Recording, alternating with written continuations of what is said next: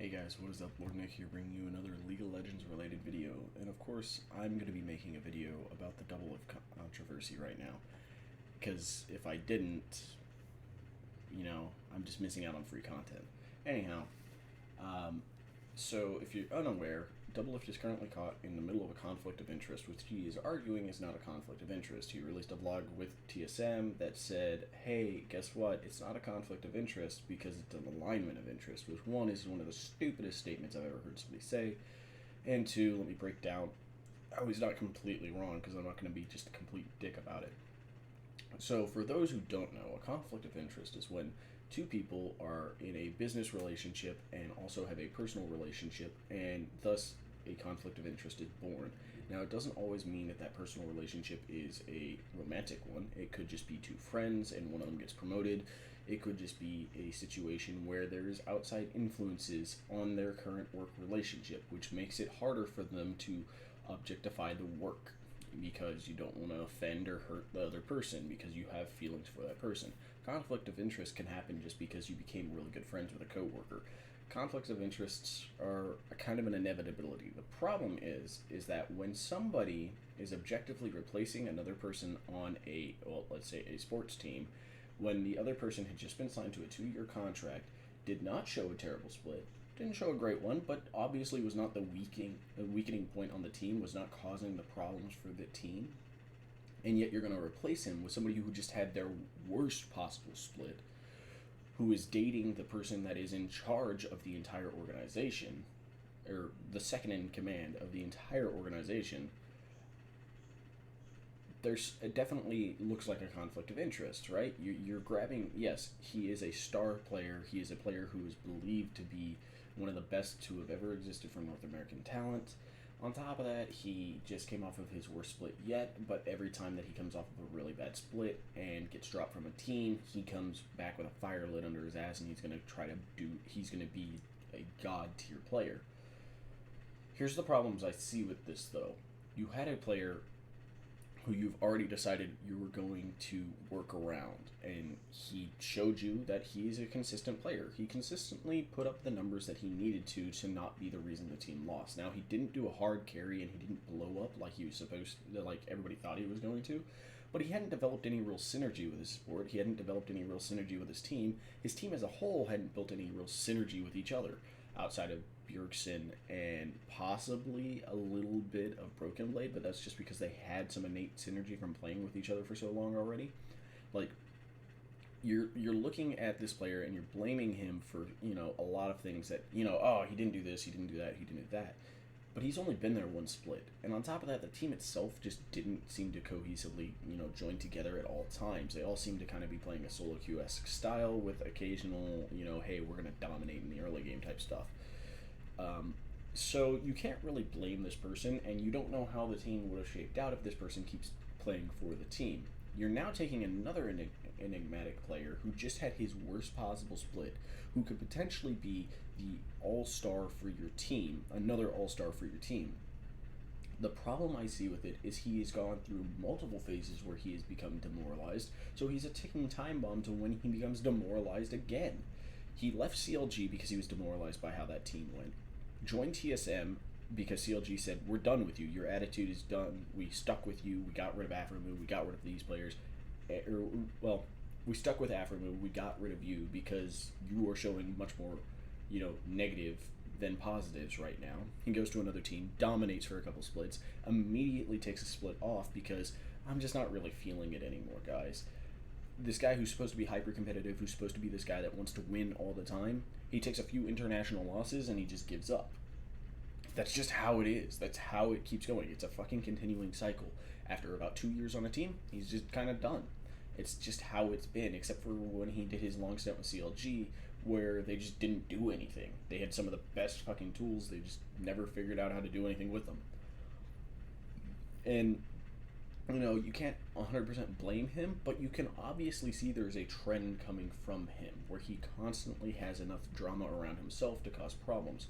So why does this attach to the conflict of interest in any which way? You now have another thing that can demoralize him. Let's say he starts getting really into this relationship with Lena. But then she just kind of like realizes, you know what, this isn't the relationship I'm looking for. Maybe there's something that she figures out about his personality, or she figures out about herself, or maybe she just doesn't work out on her end. But she knows he's like enthralled with her. What happens? What then happens? She's gonna break up with him. She's his boss still, and now this guy who is madly in love with somebody who now is broken up with them has to work with that person on a day-to-day basis, and just can't see, what are you gonna do? A lot of people have been in that situation where you have to see the person that you care about a lot, and that hurts you, right? Like, you still care about them, but you obviously can't be with them because they don't want to be with you, and that's a painful thing to be with. That's a possibility of something that could happen. Outside of just that situation happening, the clout behind how they got, all the stuff behind how he got to the team definitely could showcase the fact that Lena had a very big hand in dealing with, do we pick him up or do we not? Now, Steve says he spoke specifically to Reggie, who's the owner of the team and the team CEO. Yeah, but Lena has to put in her 2 cents about it. And for a fact she didn't just say, oh no, we can't pick him up. He just had a terrible split. There's no objective lead between the two of them. There's no objective, oh, we need to look if this is the best possible thing for the team. In reality, there's a lot of positives to picking him up, right? He still has a crap ton of fans. He's still considered the best ADC in North America, one of the best in the world. And he has shown that he has the potential to be a champion in North America. But he is also showing you that he is going to burn out at most likely at about 2-year mark if he lasts that long. This last burnout was massive. He lost a friend of his on a team. I get that. And it's a guy that I honestly believe was not the problem on the team either. I 100% agree with him on that, and I can see how that's demoralizing. Problem is you are a world-class caliber competitor, and you've constantly bragged about how you're the best. You can't just let this one speed bump completely derail your entire season. On top of that, you're the team captain. On top of that, you were generally the shot caller and person that decides things for the team. Now you're very much like, what? Well, you're just being pessimistic. Oh, this split wouldn't have happened if we kept X Smithy. This split wouldn't have happened if we did this. Hey, if you guys just listen to me here. Now you're fucking doing stuff that just makes people hate you. You're bitching and complaining about things that have already happened, opposed to looking at what you could do to make the team better. I don't think Surenfire was necessarily just so fucking bad that you weren't going to be able to win with him. No, he's obviously actually a good competitor. He's dominated over in the OCE for a long time. He comes to NA and is struggling a bit, but that's also because anybody who comes to NA from any other region struggled a little bit at the beginning. Nobody comes in and is just hot fucking fire. The exception being Huni Rainover, and that's just because they didn't give a crap about the NA style, and everybody on that team played to their style, which was Rainover camped the crap out of Huni, and the two of them just dominate. Now look at Rainover now. He's stuck in an academy league. Look at Huni now. He's being dropped from a team where he was being paid the most that he could ever do, just because he isn't performing. Yet Doublelift is still demanding this giant salary, is still becoming this amazing supposed player who's constantly having these motivational problems. Leave it to any other player, they did this, their career's over. Their career is done. So all of a sudden, he goes from the best team in the league to one of the arguable next best teams in the league who somehow did not do well in playoffs, who just didn't do good in playoffs, to replace a player who didn't do bad, a player who arguably had better statistics and overall performance throughout the entirety of the split in comparison to Doublelift, who was a wishy-washy piece of crap on Senna and continually just, said, oh, you know what, it's my emotions and stuff. Now, I'm talking about this from a person who is a competitive individual. I have consistently throughout my life competed in a lot of different sports and a lot of different competitions. That is something that I have always found myself doing. I always am competing against things. Yes, League of Legends has not been my forte in terms of being a competitive natured and amazing player. I'm above average at best, but looking at this just from a competitor standpoint, you cannot just be like, oh, I lost a friend, I'm not going to keep doing this. When I was team captain of my senior bowling team. Yes, I know how terribly nerdy that sounds, but we lost a lot of our players. 2 of them graduated, 3 of them quit. 3 of them just decided they didn't want to bowl on the team anymore. 1 of them was having issues with being able to stay on the team because he couldn't keep his grades up. So I'm stuck with a team of two players that really didn't want to play. They just did it for extracurricular points. A person who couldn't consistently play, and then another guy who was just there. He wasn't, he was trying, he just wasn't good. Meanwhile, I'm putting forth all my effort, and if you don't know things about bowling, there is a point called a Baker's Bowl where each of you takes 2 frames out of the game. You position your players depending on how core you think they are. Generally, the person that's the second best goes first, and then the person who's the best goes last. And the reason why is the way it goes is first, second, third, fourth, fifth, and then back to first. So the reason why is this person who's, and the person who's last is going to probably strike. This person's going to strike, and then you want your third best person to be the fourth person, the person that's going to potentially get your spares, because that sets up the person who's most likely going to strike with at least a spare, which means they're going to just consistently go off and get a lot of points. There's a lot of strategy of how you position your players in that, but that means that you're very team oriented. Bowling on a team generally means you were very team oriented. I had to work with pieces that didn't want to be there. And that's demoralizing. I get that. These aren't the people I would have picked. Two of the guys on my team, I wouldn't have picked. One of the people that replaced one of the dudes, that guy that was just kind of there trying his all and wasn't doing well, got demoralized and quit the team, and thus we had to become a co-ed team with the worst player on the varsity team, the worst player on the girls' junior varsity team. You're giving me even worse. Our coaches started sacrificing my season to help the girls varsity team, who had a chance and ended up winning state that year. But they sacrificed my team for that, and I still played my best. I gave it my all. I didn't give up. I tried to make my pieces better. We worked together. We tried to structure it, and we restructured who went where. I became the fourth guy opposed to the first, even though I was the second best. Because of the fact that I was the second best, I was able to hit strikes. If I only needed to hit 2 strikes in a game, I could hit those 2 strikes. And so I'd hit those 2 strikes, and our guy who's our anchor, our best player, the guy that had the grade problems, consistently could get 3 strikes in a row. So if on the 9th and 10th frame I gave him a strike and he got 3 strikes, that gave us 4 strikes in a row, which meant that we had a good chance of competing with almost every other Baker's team.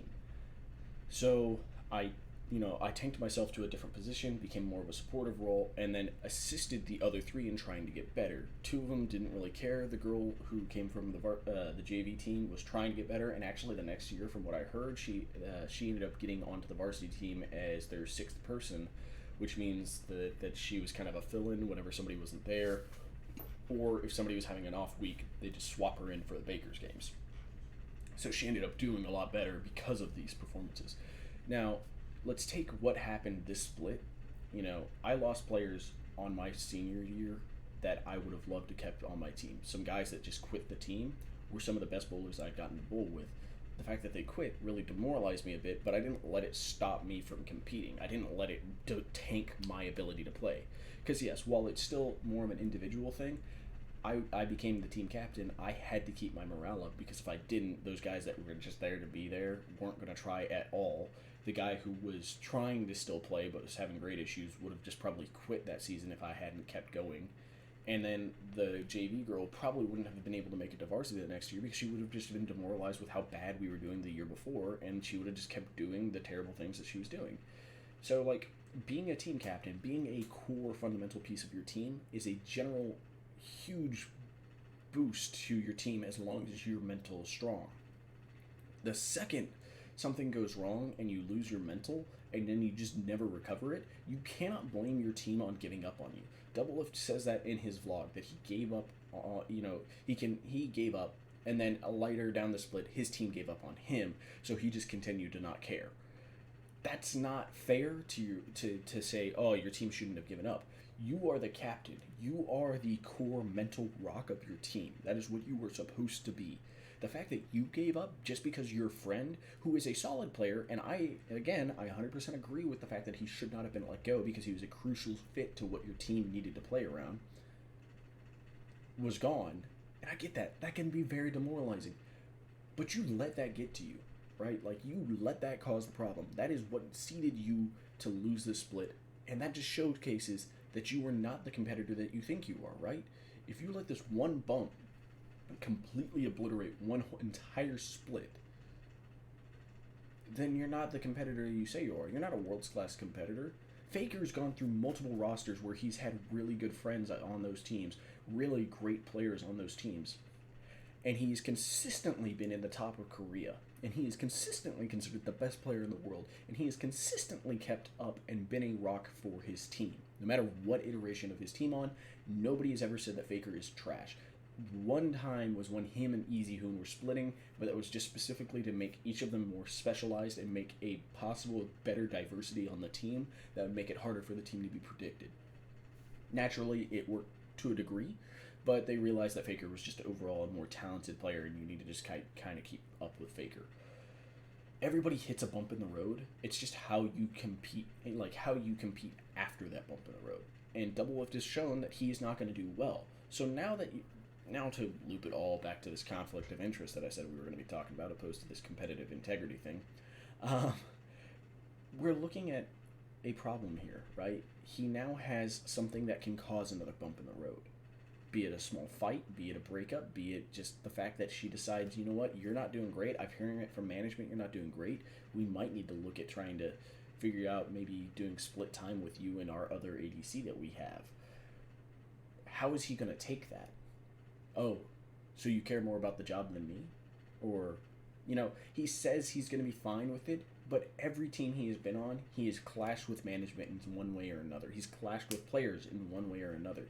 You cannot say that when management, being your girlfriend, comes down on you because of something that we pretty much are saying is going to be inevitable. There's going to be some type of clash between him and coaches, or him and a management, him and a teammate. Something's going to happen. My bet is it's going to be him and Broken Blade, and Broken Blade has shown that he is consistently a top-tier top laner. Not to the point that he's like a god, but he is consistently not the worst top laner in the league. And there's not really a whole lot of top talent to go for. Like, you can't just be like, oh yeah, we'll just get rid of him and grab, like, let's go with Huni. You're not going to go for Huni from Broken Blade, because Huni's already at this point where he's kind of probably past his prime and is just not getting back to form. So, like, what are you going to do? You can get rid of Doublelift. He's the pro, he's this amazing ADC. Getting rid of him's not really an option. Getting rid of Broken Blade's not really an option because there's not really anybody to replace him with. What do you do? Well, if Doublelift is causing the problems, you're going to bench him. You might not get rid of him, but you're probably going to end up benching him. And they're going to come to him and bench him, probably like how TL did. As much as he says that TL didn't warn him about being benched, I have a really suspicious feeling that Kane and Dodo definitely had some talks with him. Like, you don't just let your star player just do nothing. If you do, they would have both just been gone from the team. There's no way either of them would still be on that team. Kane's on that team and relegated to a statistical coach position. So there's probably some type of screw up in their communication there, but I don't think he just said you're being benched out of nowhere. Doublelift saw it coming. He knew it was coming. Like, there's no way you don't know it's coming. So really, if we're looking at this, though, this conflict of interest is not really the biggest thing that I fear for this team, right? This is not the biggest thing that, does this cause integrity? No, I don't think he got drafted from there because his girlfriend had influence over it. To be honest, he got taken from TL because he's friends with Reggie, he's friends with Steve, and they wanted to help a friend out. Just because this guy is also considered the best ADC, but Steve is now kind of probably tired of the bullshit that came around with Doublelift. As much as they're friends, as much as he's a good guy to him on a personal level, Steve's got to run a business, and Doublelift is causing a lot more problems than he's fixing. And he's doing it consistently where he's causing a lot more problems than he's fixing. And so they just kind of have to move past it, right? Like, they have to move to this, they have to move to a new era for Team Liquid, and that just means that Doublelift just doesn't get to be on the team anymore. Like, it's not necessarily he's a bad player, but his mental state is not worth keeping.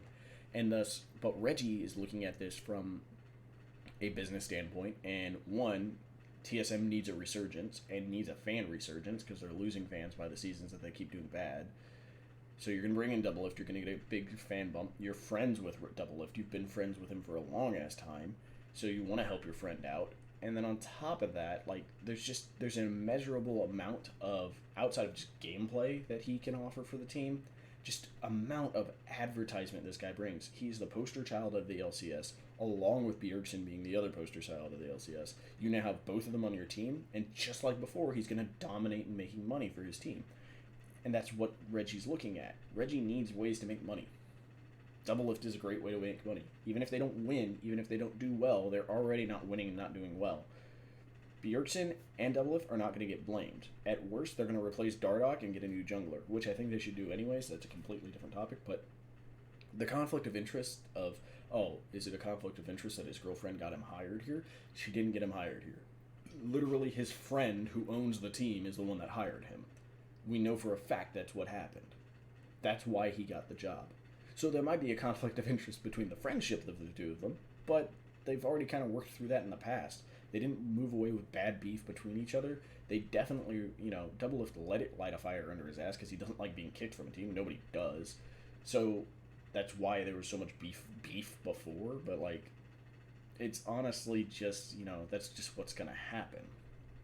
So, conflict of interest. I don't really believe there is the standard one of, oh, she got him hired here because that's her boyfriend. I don't think that happened. I think it's Reggie hired him because that's his friend, and, just money-wise, that makes a lot of sense.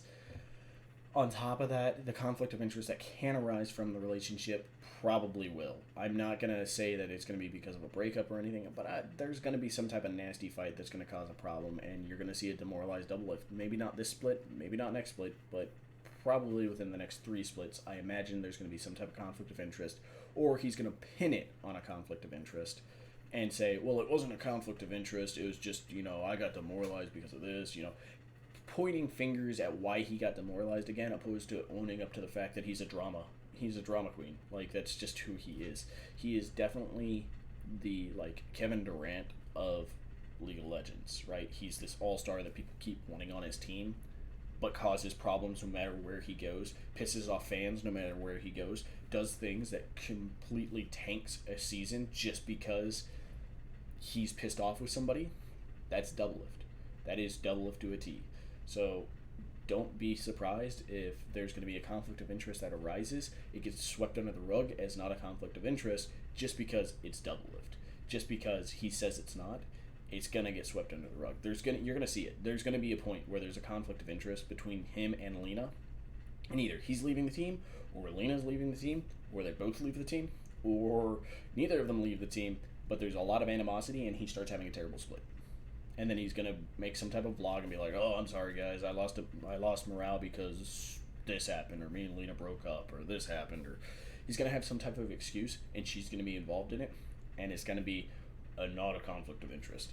But yeah, so I know this was supposed to be about the conflict of interest and how it kind of skewed into competitive integrity, but I feel like with Doublelift, this is really just more or less a, you got to take them all together. You got to match everything that's happened here to kind of get the full story of everything. Kind of allow you to decide, is this a full conflict of interest? The big one that people were talking about was, is it a conflict of interest? Did Lena do this because this is her boyfriend? Really, I don't think she was involved with the moving of him, but I believe there will be an actual conflict of interest where those personal feelings between the two of them in some way or another is going to cause an actual problem for the team. And I don't know when that will be, but I can tell you now it's going to happen. It is basically inevitable. Pretty much anytime anybody is worried about a conflict of interest, it's pretty close to 75% it's going to happen. Especially when, the reason this one's getting so much publicity is due to the fact that Doublelift is a drama queen. People know he's a drama queen. Yes, it's a conflict of interest. There are other teams where there are conflict of interests that happen, right? But nobody talks about it to the near extent. Sneaky being a partial owner of C9 and still wanting to search for another team to play on right now can be a conflict of interest, but nobody's talking about how that's a potential conflict of interest, right? Because nobody's really going to probably pick up Sneaky for the summer split. They could, but nobody's really going to do it. I don't expect anybody to do it, and thus nobody's really talking about it. The reason they're talking about this one is it's in your face, it's immediate, and Doublelift is involved. So, I just think that it's going to happen. It's just not happening, right? It's not yet there are the seeds for it to become an actual conflict of interest, and for one to be there, and it is there. It is, don't get me wrong, there is one there, but it's not going to be a problem yet, but it will. I'm staking a lot of guessing power on this and prediction power on this. There will be a problem. It just won't be right now. But I hope you guys enjoy this video. Maybe you found it a little bit informative. Maybe you didn't. I know I kind of rambled and kind of went off topic a lot, but I felt like I kept it all around focused on double lift a bit. So I hope you guys enjoy it. And if you do, come back for the next videos. And I hope you guys have yourself a wonderful, wonderful day.